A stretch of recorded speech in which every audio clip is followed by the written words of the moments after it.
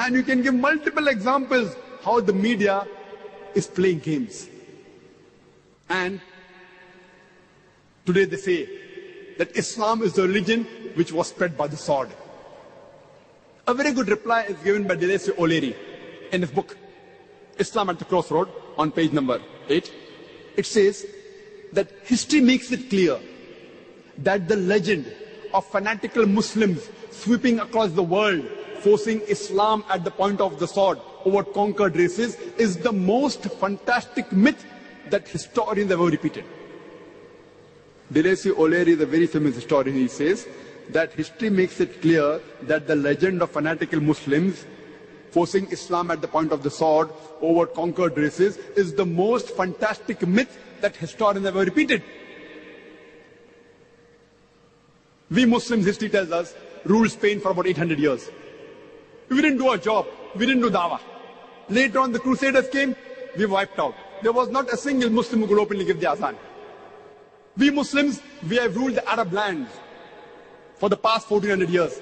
For a few years, the Britishers came. For the few years, the French came. But we Muslims have been the lord of the Arab land for the past 1400 years. Yet today, statistics tell us there are 14 million Arabs who are Coptic Christians.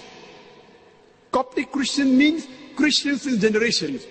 If we wanted, we could have converted every Arab into Islam by the point of the sword. We didn't do it. These 14 million Coptic Christians in Arab land, they are bearing witness, they are giving shahada that Islam wasn't spread by the sword. We Muslims, we ruled India for about 1,000 years. Today, more than 80% of the Indians, they are non-Muslim. If we wanted, we could have converted every Indian at the point of the sword. We didn't do it. Islam does not give us permission.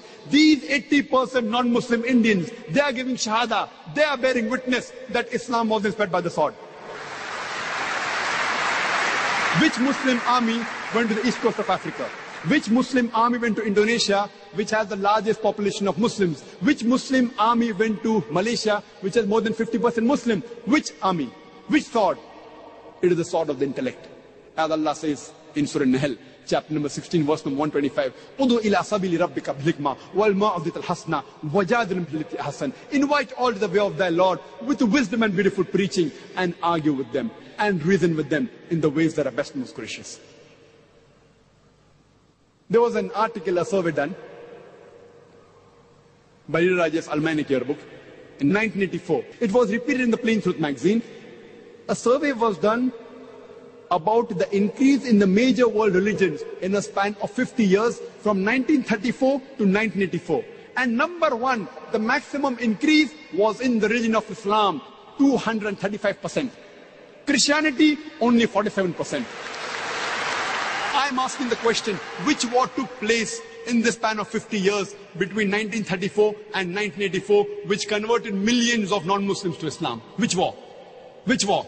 Today, the fastest growing religion in the world is Islam. The fastest growing religion in America is Islam. The fastest growing religion in Europe is Islam. I'm asking, who is forcing these Americans, these Europeans, to accept Islam at the point of the sword?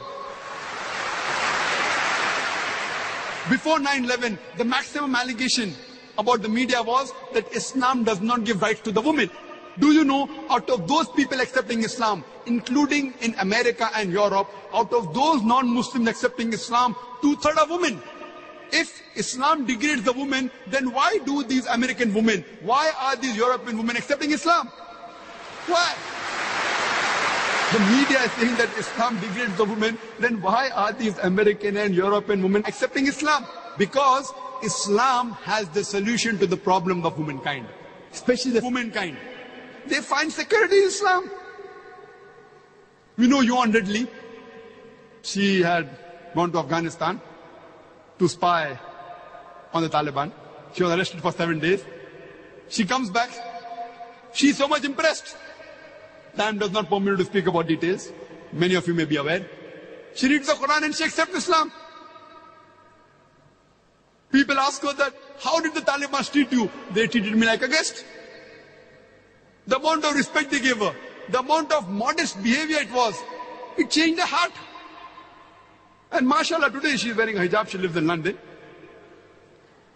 A British reporter sent to write against the Muslims accepts Islam, alhamdulillah. And after 9/11, whenever I go to America and Europe, there are more non-Muslims coming to my talk than before. More Americans, more Europeans. I believe in the verse of the Quran, Surah Al-Imran, chapter number 3, verse number 54, which says, Makaru makarallahu wallahu khairul makirin. They planned and plotted, Allah too planned. Allah is the best of planner. After 9/11, in the span of 9 months, in USA alone, 34,000 Americans accepted Islam. According to Johan Redley, in a span of 9 to 10 months after 9/11, 22,000 Europeans accepted Islam. The more they are attacking Islam, the more Islam is rising. Not because we are doing our job. Wallah, we aren't doing our job. You and I are not doing the job. Allah gives a promise in the Quran in no less than 3 different places. In Surah Saf, chapter number 61, verse number 9. In Surah Tawbah, chapter number 9, verse number 33. And Surah Fatah, chapter number 48, verse number 28. Allah says, Huwa allazi arsala rasulahu bil huda wa dinil haq liyuzhirahu ala dini kulli. That Allah has sent His messenger with guidance and the religion of truth, so that it will prevail over all the other religions, over all the other ways of life. Islam is destined to supersede all. This religion of peace, this religion of haqq, will supersede all the other ways of life. And enough is Allah as a witness. However much the non-Muslims don't like it, however much the mushrik don't like it, Islam is destined to supersede all. Allah does not require you and me the rubbish that we are. Allah doesn't require you and me. Allah is sufficient to make His deen prevail. He is giving us an opportunity to do a prophet's job and to earn a prophet's reward. He is giving us an opportunity to dawah. This religion is going to prevail. This deen of haqq, this deen of truth, this religion of peace is bound to prevail.